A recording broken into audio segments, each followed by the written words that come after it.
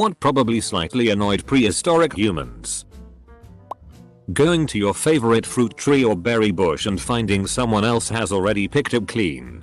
Never yelp about your favorite gathering places. Fastest way to ruin them ever. Fleas and lice were a constant back then. But I can't imagine ever really getting used to them. I was going to say small, flying, biting insects. We call them midges here in Scotland. But infernal hellspawn would be a better name. When you wake up in the morning and you roll out of your pile of leaves and hay and your feet touch the freezing cold rock cave floor. Animals f-king with their stuff. Edit. Thank you for my first ever silver. Close bracket. A week ago I read an article about how people who work from home because of COVID are terrorized by their pets while working. So this is not specific to prehistory. Accidentally chipping a bit too hard when you're finishing up a spearhead and ruining it. When you leave Grog to watch the fire and he falls asleep and lets it go out. And you have to start it all over again. Being called a Neanderthal fucker when we all know there is nothing wrong with that actually. Having to poop outside the cave when it was raining. They pooped in the caves. Usually away from habitation areas. Archaeologists get really excited to find coprolites. They can teach us a lot about diet and health. Biting the inside of their mouth while chewing. With that we're reminded. There are experiences that are just as annoying now as they were thousands of years ago. When the wind turns at the wrong moment during a hunt. Persistence hunting was a method of hunting used. They would go after the animal until it was too tired to continue running. All these young people growing their own food and raising animals. I heard that Uxboy stopped traveling altogether. Just living in one place.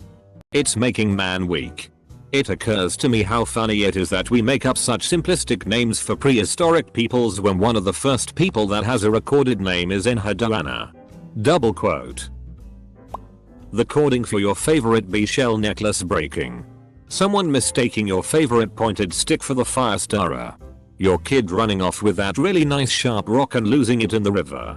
A fucking cave bear coming up on the deer you just downed. All that work and that fucker's gonna take the fruit of the labor. The kid putting a bad berry in their mouth and getting sick after you told them not to eat those berries. The local village idiot who does inexplicable shit like trying to make all the round things flat just because he had a vision telling him to do it. You don't know how many jars you've lost to that fuckwit and now you've got some bird's eggs that'll go great with the moose jerky and that asshole is eyeing your find. Mosquitoes. Mosquitoes are the primary vector for malaria.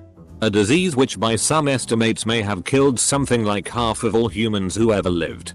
So they're more than a slight nuisance. But without understanding why they were getting sick and dying. You're right in that prehistoric humans probably didn't realize how annoyed they really should have been by mosquitoes. Standing in mammoth shit. Mayo hunting with spear slowly creeping around at dusk dawn and take one wrong step squish splat right up between your toes and the wearer scores is 1 stroke 4 mile away haha. They didn't have air conditioning. So I bet their balls got stuck to their legs constantly. In the modern sense. No. But how to build shelter with good ventilation absolutely predates writing. So does chalk, aka baby powder. When you sneeze while making a negative handprint on a cave. When you come back home with a fawn you killed and your kid says Gert's daddy killed a moose yesterday. When your deer's skin is slightly too short to make a decent top. When you tried to make a swing needle out of bones and it broke. Again. When you told your father and husbands to kill a moose and they killed a mammoth while you don't have time to cut all of it in the day or the place to stock it. And they are proud of them. When your new neighbors went picking wild plants and they even took the young sprouts or when they start cut flint before sunrise. More than a slight annoyance. What the heck did the women do when they got a yeast infection?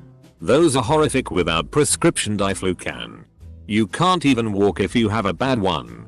They probably knew some herbal remedies. Or at least some general soothing plant paste. Otzi the Iceman who died in the Alps 5,000 years ago carried herbs that have a chemical effective against intestinal parasites. He had a case of worms that he was trying to treat. But he was killed by an arrow in the back first. So we'll never find out if it was going to work for him. Getting something stuck in their teeth. Slowly whittling down a twig into a pick with a stone flake. Only to have the tip of the pick break off. Now Grog have to make pick again and 2 things stuck in teeth. Probably trying to find out what they can and cannot eat. Oh, look at this little bush with little orange fruits. Bam fucking habaneros. Now you're convinced you're dying for like an hour. A lot of women go through shoplifting phases, and this is inherently intertwined with their subconscious and the fact that they used to gather berries, nuts, greens, etc. Edit. Oh come on now. I'm kidding. Those bloody beaker kids and their fancy bronze they keep going on about. They should try hunting and gathering for a change. That's real work. Lad. Diarrhea. Boom. I wouldn't say boom. Usually it's more of a squirt sound unless of course you're talking about explosive diarrhea. Asking your husband to fetch berries for once because you're pregnant and waking up the next day with twice the morning sickness because he didn't know the bad ones. I saw a study once that said women even now are better than men at distinguishing between different shades of red because of prehistoric women being the ones to gather the edible berries. Kids filling up the cave walls with their images when they could have just written out their stories. Bugs. Like flies. Gnats. Mosquitoes. No bug spray. No window screens. No deterrent. I'm thinking about my girlfriend whose legs are constantly covered in bites after like an hour outside with bug spray on. How about pain more generally? There were no NSAIDs, anesthetics, etc. We're so used to taking pills to address our aches and pains, e.g. headaches, bloating, but back then you basically just had to push through it. The stalk you use to brush your back in the shower won't stop turning to the camera and saying it's a living. Double quote. Toothache. Metal had not yet been invented, so there were no pliers to extract teeth. Neanderthal kids taking your favorite rock and not putting it back. When one of the big stone wheels on their car went flat. And have you ever tried blowing a stone tire back up when air compressors haven't been invented yet? My lips were blue for a month. Seriously. You go to show you're pleased to meet the other tribe from across the valley and no one has an erection to show they're friendly. Even though they are. Those vandals who painted all over their cave walls. Random noises waking them up at night. Like animal screams. It must have been terrifying being in the bottom of the food chain with all these wild animals and wild nature. I think a lot of things that we take for granted would be a huge deal for prehistoric humans. Even humans living 100 years ago. I recently broke my tibia. Now it was pretty painful blah blah blah and I had to get surgery. But in the grand scheme of things, it's just an annoyance for 3 months. Now if that had have happened to a caveman, they probably would have never walked ever again. Figuring out how to turn coffee beans into coffee. Fag. First you roast them. Then you grind them into little pieces. Then you discover fire to boil water. Then you filter boiling water through the pieces. Then drink. Double quote. Stepping on a particularly sharp stick while hunting and your ouch grunt scares away the prey, so you let out an anger grunt and Uga thinks he heard the excited grunt and comes to congratulate you with a congratulation grunt. Then you beat Uga to death for his ignorance and eat him instead.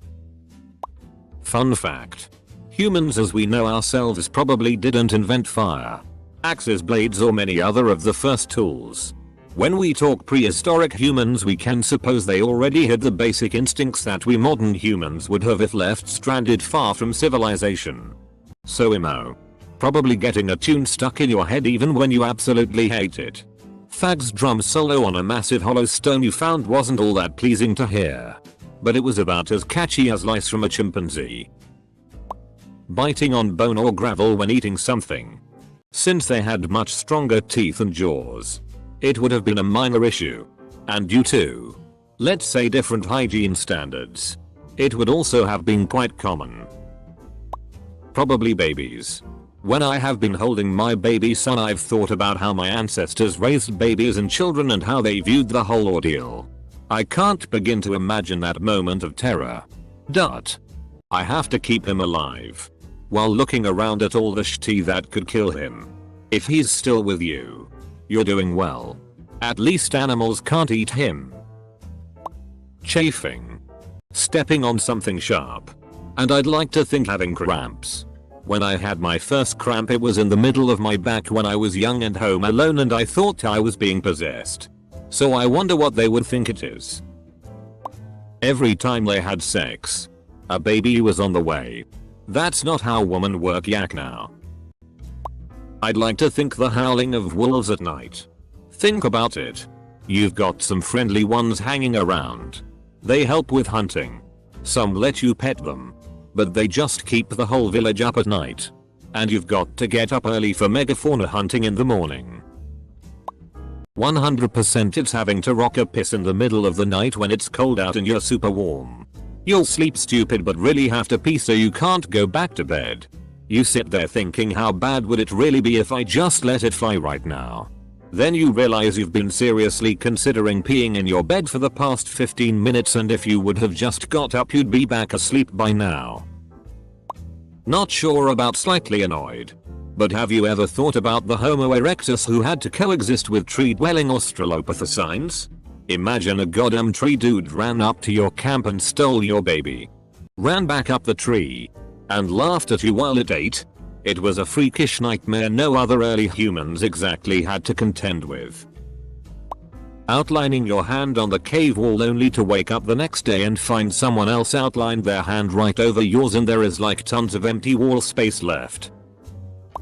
Repeating history's mistakes.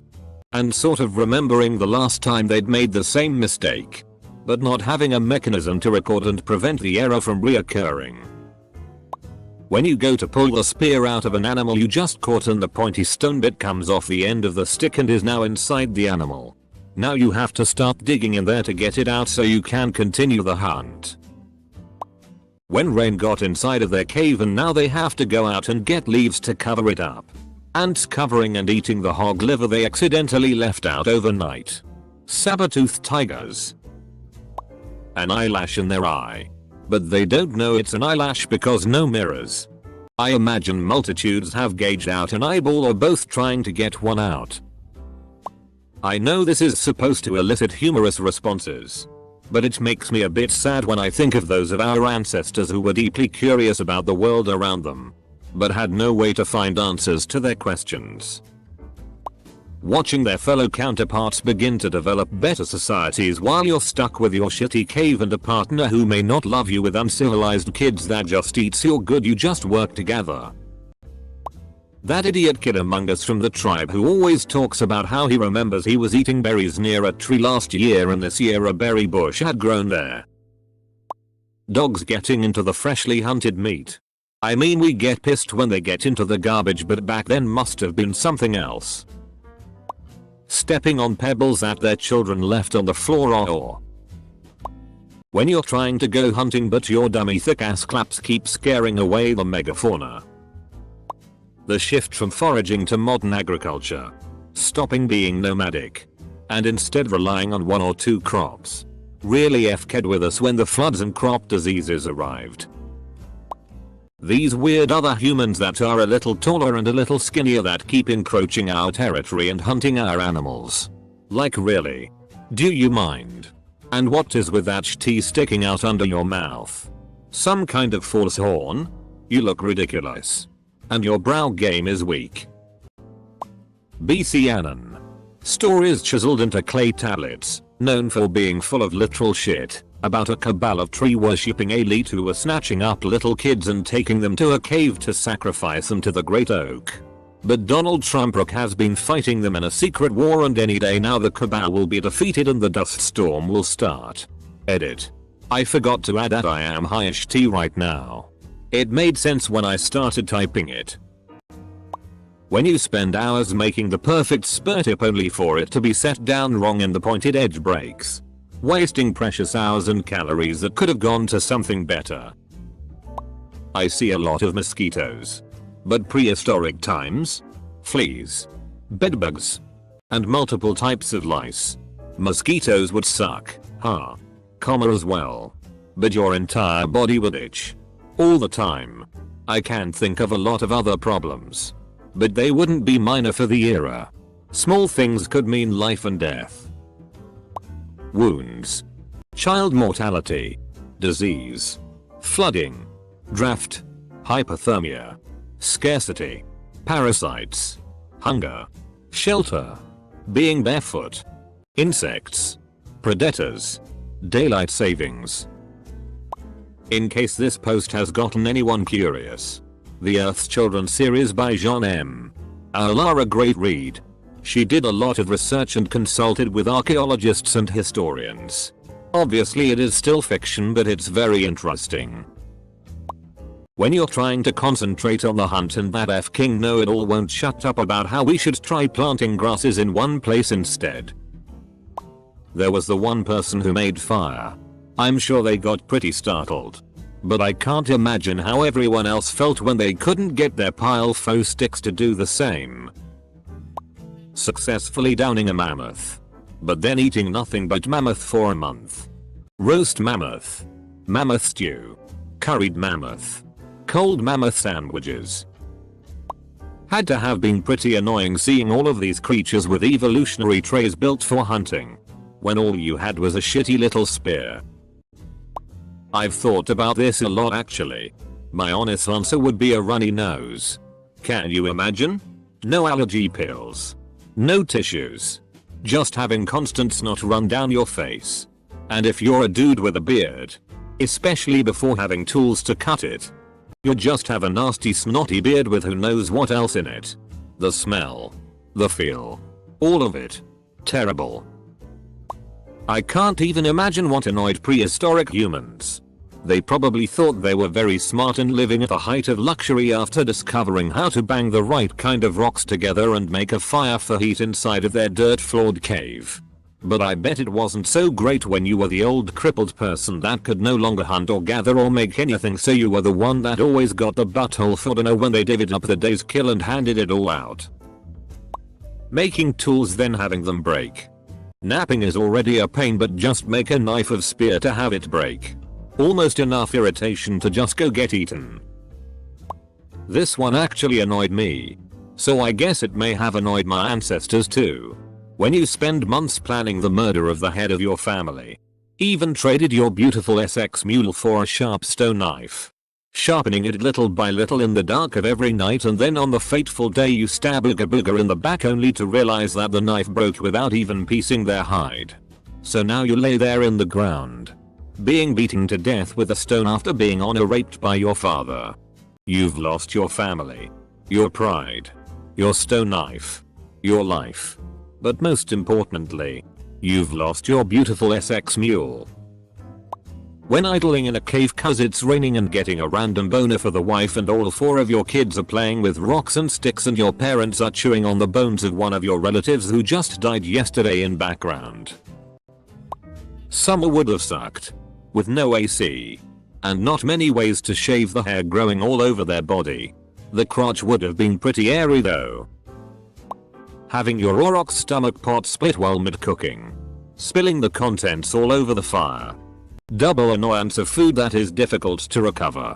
And potentially dousing your fire. Plus having to get yourself another cooking vessel. Dying at age 35. People did not drop dead at 30. The average age was around 30. The average is dragged down by high infant mortality. And deaths of women in childbirth. And men in accidents doing stupid things like war and hunting. If you avoided premature fatality and your family had decent food supply, you could live well into old fart territory. Things stuck in their teeth. There was no dental care. Imagine you have some steak or whatever stuck between your teeth but you can't get it out. The inability to articulate thought with words. Prehistoric and pre-language adoption must have been slightly annoying. Finding that one person that had not learned what Tugga Mug Sug meant.